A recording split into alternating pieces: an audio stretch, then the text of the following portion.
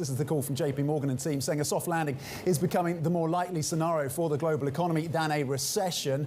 Bloomberg's Dani Burger joins us for more. Dani Burger, not a big surprise that we're hearing optimism once again from Kalanovic and team at JPM. They're saying this is risk on.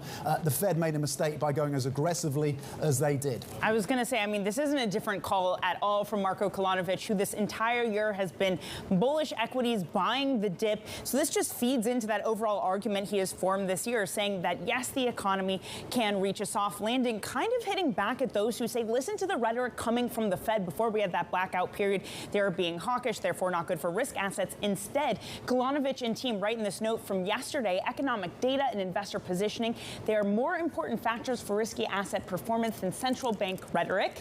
We maintain a pro-risk stance. They go further than that, though, and also say 75 basis points, that is an overreaction because inflation will start to cool, and that means that the Fed will pivot. Yes, folks, we're talking about the Fed pivot yet again, putting in that bullish posturing from JPMorgan. But if you look across to other analysts, this certainly is not consensus. In fact, a form of a recession feels to be more consensus. You can see that in some of the oil calls we've gotten recently. Morgan Stanley and UBS just downgraded their year-end calls. Morgan Stanley downgraded $5 to $95 per barrel for Brent. UBS a downgrade of $15 to $110 a barrel for Brent. Both of them citing recession, not necessarily the U.S., but more global issues, especially when it comes to China and lockdowns there. Both of them do see higher oil above $100 for next year because of the tight market. But Critty, it really just shows you the divergences and nuances of this economic environment we're currently living through.